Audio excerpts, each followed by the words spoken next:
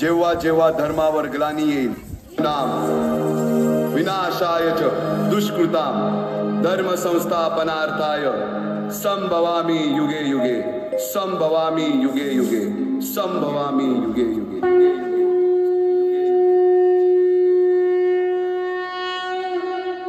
जेव्हा जेव्हा धर्मावर ग्लानी येईल, जेव्हा जेव्हा अधर्म वाढेल, तेव्हा तेव्हा सज्जनांच्या रक्षणासाठी, दुष्टांच्या संहारासाठी, धर्माची स्थापना करण्यासाठी मी युगानयुगे जन्म घेईन।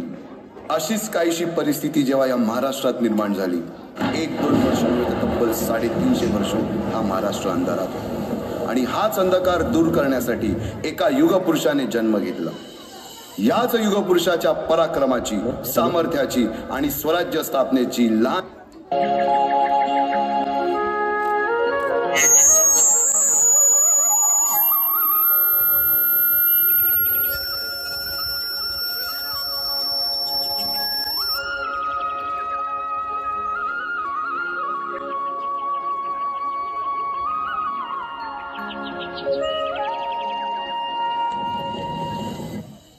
महाराष्ट्र असा सुखाने नांदत असताना एक दुष्ट कालयवनाची वक्रदृष्टी महाराष्ट्रावर पडली। महाराष्ट्र परकीय स्वारांच्या टाचेखाली भरडला जात होता। अपहरण, अपमान, जुलूम, जबरदस्ती, अन्याय, अत्याचार, मंदिरांची तोडफोड, स्त्रियांची, धनधान्यांची लुटालूट थांबता थांबत नव्हती।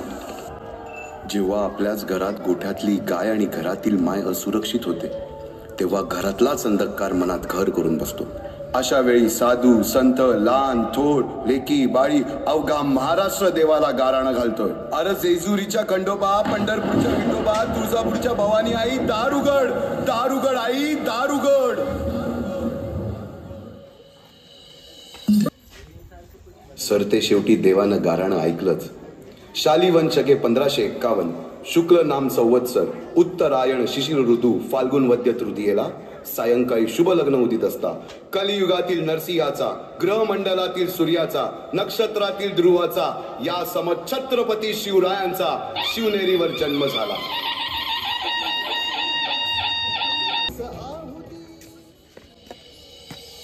एकटे नेतृत्व कधीच साम्राज्य उभे करू शकत नाही। त्यासाठी तशी कर्तबगार माणसे, निष्ठावान मावळे घडवावे लागतात। शिवरायांनी असे सवंगडी त्या वयापासूनच पारखायला सुरुवात केली। तानाजी मालुसुरे, सूर्याजी मालुसुरे, यसाजी कंक, सूर्याजी काकडे, बाजी जेबे आणि अशा अनेक सवंगड्यासमोर शिवबांनी शपथ घेतली स्वराज्याची, शपथ घेतली स्वराज्याच्या बांधणीची।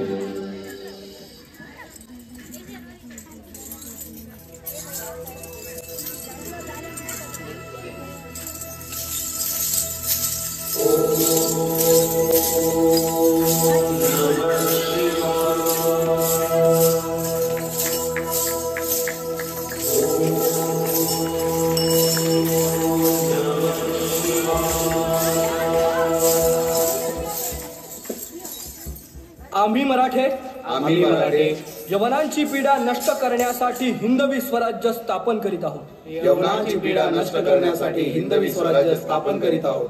राष्ट्रभावनेने संघटन करून देशावरील परकीयांचे आक्रमण नष्ट करीत आहोत। देशावरील परकीयांचे आक्रमण नष्ट करीत आहोत।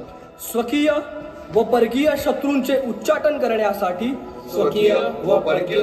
उच्चाटन करण्यासाठी स्वराज्य स्थापन करीत आहोत। यात तू आम्हास यश द्यावे। हे राज्य व्हावे ही तर श्रींची इच्छा। रायरेश्वरासमोर शपथ घेतली आणि स्वराज्याची गोडदोड सुरू झाली। तोरणा किल्ला घेऊन स्वराज्याचे तोरण बांधले। पुढे मुरुंब देवाचा डोंगर, कुवारी गड, सुभान मंगल, कोंढाणा, शिरवळचा किल्ला, पुरंदर आणि 12 मावळ स्वतंत्र झाला। पुढे राजांनी पराक्रमाने जावळी देखील घेतली। परंतु त्यानंतर स्वराज्यावर ओढवले भले मोठे संकट। ते संकट म्हणजे अफजल खान।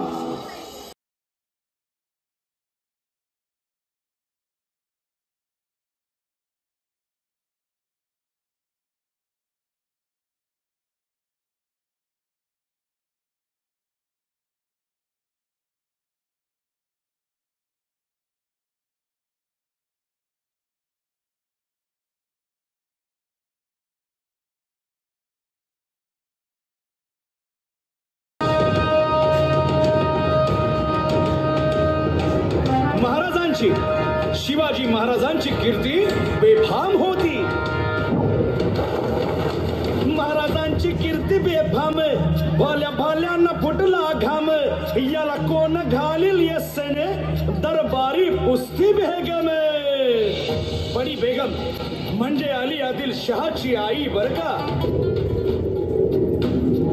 नजर येत तिच्या अंगार, दरबार झाला गपगार, कुणी घेईना पुढाकार, साऱ्यांनीच मानली हार.